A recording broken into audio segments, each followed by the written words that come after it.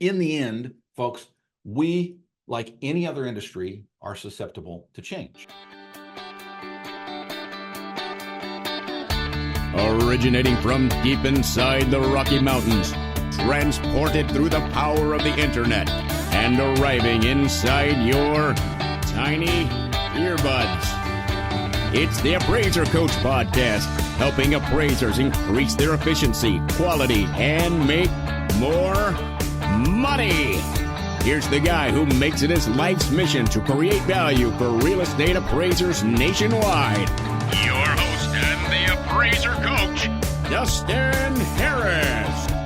All right, folks, welcome back to the Appraiser Coach Podcast. My name is Dustin Harris. I am the Appraiser Coach. Boy, we're headed into the 1000th episode of this podcast, believe it or not. I know, I can't believe it myself. I've got something special coming up for the 1000th episode. I hope you will join us very soon, just a couple months away. I want to pause and remind you that we are sponsored by a couple of great companies. They've been with us from the very beginning, folks. One of them being Alamode. Of course, Alamode is the software that I use every single day for my appraisal work. You should be as well, alamode.com. Again, it's alamode.com. And of course, Working RE magazine, Working RE. Well, I get a lot of the information that we're going to be talking about today from Working RE. It's a great magazine out there for appraisers. If you care about what's going on in the appraisal industry, and you should, workingre.com, workingre.com. All right, folks, I want to revisit. I've talked about it a couple of times on the podcast already, but I think it's super important. I talk with appraisers every day. It's my job. As a coach, I deal with appraisers in my all-star team and my dream team and just in the world, social media or at classes, at conferences. People call me up, we talk. I try to keep my ear to the ground as much as I possibly can when it comes to appraisers. And I have been talking to them a little bit about the Sitzer-Burnett case. Now, most people do not know it by that name. If I say Sitzer-Burnett, they're going to say, what the hell are you talking about, Dustin? That's okay.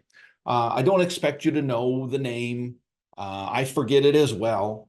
But we're talking about the NAR settlement. Okay. Now, when I say the NAR settlement, everybody knows what I'm talking about, especially if you're a real estate agent. The National Association of Realtors recently is dealing with a settlement that can fundamentally change the world of appraisal, the world of real estate, especially the world of real estate. But I want to talk today about how it can change and should change the world of appraisal. Okay. That's really what I want to focus on today. But first of all, I want to break it down just a little bit. Okay. I want to talk a little bit about this decision and what it is, so that if someone talks about the Sitzer-Burnett case, you'll know what that person is talking about. Many appraisers speak in front of real estate groups. They might stand in front of a room full of agents talking about the appraisal process. This is, if it has not already, folks, going to come up, and you need to be armed with information that can assist you in not only answering their questions, but directing them on how this can be a positive thing, yes, even for real estate agents. So let's break it down just a little bit. I know the details are boring and we're not going to spend a lot of time on them, but just to give you a little bit of context, okay, a little bit of foundation. The plaintiffs in this case, I believe this was a Missouri case, if I remember correctly. It doesn't really matter, okay? But Joshua Sitzer and Amy Winger, by the way, are the original plaintiffs in the Sitzer-Burnett lawsuit. Now, some of you are saying, well, that sounds like a Sitzer-Winger lawsuit. And you are right. But there is also another plaintiff named in the lawsuit. Her name was Rhonda Burnett. Okay, so it's typically referred to as the Sitzer-Burnett lawsuit. Okay, and basically they brought a case forward that centered on the claim that the practices that were normal with the National Association of Realtors. And by the way, it wasn't just the NAR, it was other major real estate companies. RE/MAX, I believe, was one that was specifically named in the lawsuit. There were Keller Williams, I believe, was another one. And again, the plaintiffs were claiming that these entities, NAR, Keller Williams, RE/MAX, others, conspired to inflate real estate commission rates illegally. Okay, now what does that mean? That's a lot of legalese, Dustin. Well, basically, they were claiming that because the NAR and other major brokerages, I should say other major brokerages, National Association is not a major brokerage. The NAR and major brokerage were performing anti-competitive exercises, and basically that this violated antitrust laws by artificially inflating commission rates through a rule. And when I say rule, I'm going to use that word lightly because it was more of an expectation than a rule. Okay. But it was presented as a rule that required listing brokers to offer compensation to buyer brokers.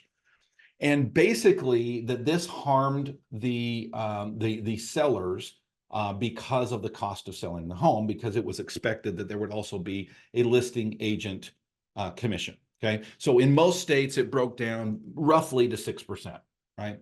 3% on the seller side, 3% on the listing side. And basically, Sitzer and Burnett were claiming this was unfair because they're not doing anything on the listing side, or the selling side rather. They're doing something on the listing side. So why should they have to pay for the commission of a buyer coming in and utilizing a real estate agent? Why should that be figured into the cost of real estate? Now, I know that is a very simplistic definition, a very simplistic, cut and dried, just the bare bones talking about the lawsuit. Okay, the trial took place back in 2023. I believe it was September, October, somewhere in there, and the jury delivered a verdict in favor of the plaintiff. So let me say that a different way. The jury basically said, NAR, RE/MAX, Keller Williams, others, you are wrong in this, and we are going to award a huge award to this class action lawsuit. Well, there was an appeal that took place, and basically NAR and the affected real estate firms basically said, we're gonna appeal this decision. Okay, as they went through that process, and again, this gets into the weeds. It doesn't matter. This is what matters. In the end, they settled. Okay, they settled for billions of dollars. I mean, we're talking a lot of money. Okay, sorry, millions of dollars with an M. The original complaint, or the original award, was billions with a B. They settled for, I think it was $18 million, something like that. I'm close if I'm not off. It's either 413 or 418. Again, doesn't matter. It was a lot of money. Okay, millions and hundreds of millions of dollars of what they settled for. And some would say, well, why in the world would NAR settle for that? Well, I mean, in the end, let's just be honest. NAR makes a lot of money. They're one of the, if not the biggest lobby in the world, and they had the money, right? To them, it was better to settle than to retry this thing and run the risk of their deficit being billions instead of millions. Okay, again, the money is not the issue here.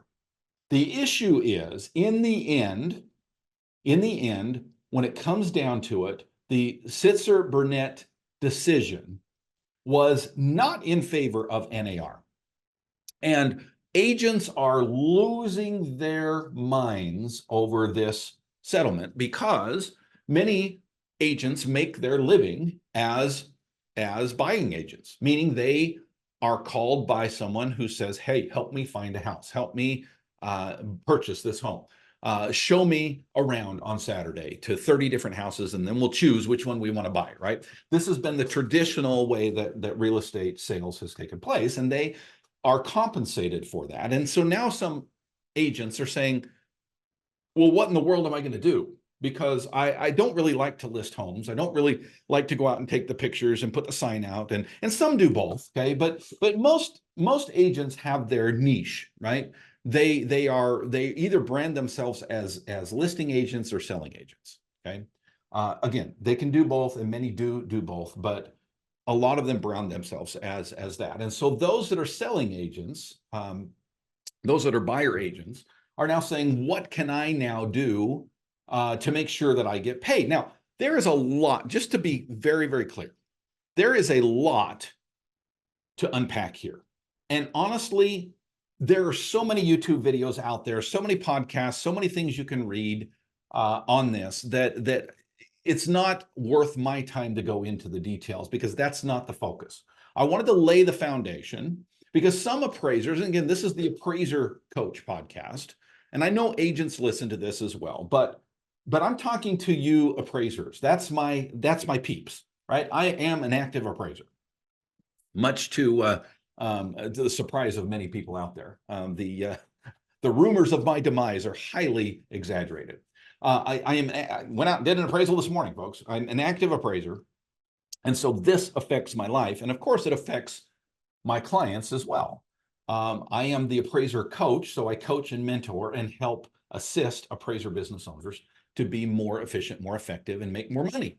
That's what this podcast is all about. And thus, I want to, when we come back from the break, talk to my appraiser friends about what this means for you and what this means for me. First, I want to pause and remind you that we are sponsored by a great company called A la Mode. A la Mode, of course, is the leader worldwide in residential appraisal writing software. Folks, when you hear the word leader, what comes to mind? Yeah, exactly. And there's a reason that A la Mode is the leader in this industry. And you can know why by going to their website. It's very simple. Or pick up their phone, call them at 800 A la Mode and talk to them and say, hey, I'm with such and such software, and I would like to know what you bring to the table that they don't. Folks, let me just be honest with you for just a second. It's going to cost you a little bit more, okay? But I don't like to use the word cost. I'm going to say you need to invest a little bit more in this company than you might be used to with another company. But I promise you the ROI, and that's really what it's all about, is worth it. alamode.com or 800 A la Mode. Working RE, of course. And I've had Isaac Peck, by the way, the editor of Working RE, on this program and not too many weeks ago. And we talked about this very thing, the NAR settlement. You can go back and you can search the archives, just type in NAR, it'll come up. Had a great interview with Isaac Peck. Folks, I tell you, this magazine, Working RE magazine, is on top of everything related to appraisal. And you, as an appraiser, should be highly invested in this magazine, both in the print version and the online version. Check them out by going to their website. It's workingre.com. Again, workingre.com.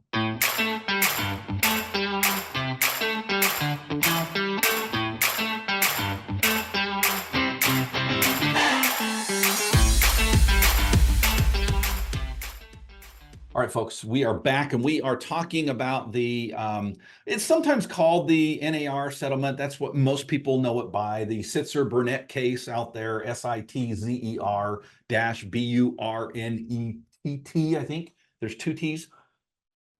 Case where there was a lawsuit filed against NAR and other major real estate brokerages out there. And basically there was a settlement. And the settlement basically said, we, the NAR, will pay a lot of money, hundreds of millions of dollars, for this to go away. But we will also change the way that we do things. And there will no longer be this expectation that there will be a 3% commission for, or whatever it is in your state, whatever is normal, right? Again, they say this was a rule, but was it really? It was more of an expectation, right? I know for a fact, because I buy and sell real estate, that those commissions are negotiable. In fact, I will tell you right now, I'm in the process of listing a piece of ground that I've owned for over 10 years. And the conversation that I'm currently having with my agent is, I mean, do you really need 3% here? I can take the pictures. You don't have to go out and show the land. Just give them the GPS coordinates. They can drive out there and look at it, right? There's a whole lot that doesn't have to be done on a normal transaction. Can we negotiate the commission down a little bit? Okay. So was it a rule? I don't know. But it was an expectation. I'll give them that. And basically, it's not about the money here. It's about the change that is now going to occur when it comes to buying and selling real estate, and what is expected for the commission side for specifically the buyer agent, the individual that is buying the property Is it now expected that they will also pay a commission on their side? And again, agents, for a reason, right, are concerned about this. We'll call it that. I called it losing their ever-living mind before in a previous podcast, but they're concerned about what this means to their future, and rightfully so. Folks, if there's anything that is normal about the world that we live in, it is change, okay? And I have been an advocate for many, many years for appraisers to take advantage of change. We as appraisers, unfortunately, spend way too much time complaining about change. We spend way too much time saying, gee, I wish this wasn't happening to me. Woe is me. Oh my gosh, here comes another big change, whether it be the standards in through the GSEs, the modernization, technology, the way things are accepted or not accepted in the appraisal world. In the end, folks, we, like any other industry, are susceptible to change. And my attitude from the beginning and a practice that I use in my own life is, what positive can come out of this change? And so I want to talk about that today, just briefly as we wrap up. This change is occurring. Now, we don't know the full scope and the full impact that this is going to have. It will be major. I will tell you this, folks. Appraisers, if you're living under a rock and you say, this doesn't really affect me, this is about agents, okay? It absolutely will affect you, okay? How it affects you is going to be, of course, up to you. And here is my recommendation, my friends. I recommend that as appraisers, you get on the front end and not the back end of change, okay, including this change. What advantages can you take from this change? I will give you just a couple of brief examples. I have nothing written down in front of me, folks. No notes today, okay? I'm just going to go off the top of my head, and this is the way that I want appraisers to think about this and ask themselves, oh my gosh, if there is a major disruption in the way that real estate is bought and sold, what possibly can I bring to the table that would be positive in a kind of a negative situation? At least that's the way agents are seeing it right now, okay? And I'll give you a couple of recommendations, okay? One of them I kind of inadvertently talked about already, and that is education. This is a wonderful opportunity. If you have not recently been in a RE/MAX or a Keller Williams or a Century 21 or you name the brokerage, okay? The little mom and pop one in your hometown. If you've not recently been before their agents and answered questions and gave a short presentation as an appraiser, said, here, I'm acting as an appraiser. I've got my appraiser hat on today, and I want to answer your question. I want to share some things with you. I want to talk to you about the appraisal process. I want to educate today. Okay? If you have not taken advantage of that opportunity recently, I highly, highly, highly recommend that you take advantage of that opportunity today, right? And reach out to these groups and help them to know how they can handle this situation. Furthermore, you as an appraiser need to understand, if you've not done any research on the Sitzer-Burnett decision, the NAR settlement, I highly recommend that you do so now, that you at least know enough about it to know how it's going to affect the appraisal process. And then you go one step further and say to yourself, how can I make this a positive for example, buyer's agents? Okay. Can you partner with, now be careful with that phrase, partner with, okay? We still have to remain an unbiased third party. But can you partner with a buyer's agent and say, you know what?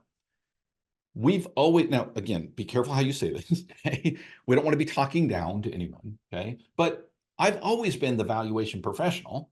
Let's work together, right? So that a potential buyer knows that they're getting true value. And I mean that word value in a broader sense than appraisal value, okay? But get a true value from the service that you provide.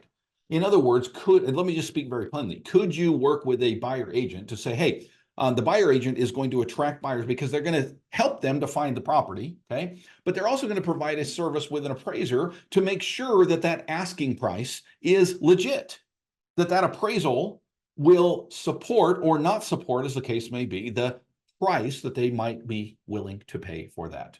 particular property? Could that be a partnership and a business opportunity for you appraisers? Let's take the agent out of the process for just a second and say, is there a way to market directly to potential buyers and say, hey, you might still want a buyer agent, that's great, but hire us as well to be the valuation professional that we are. We are paid, expected to know the local market. An appraiser is the professional that should know the market, not just the value of that property, but the market in general.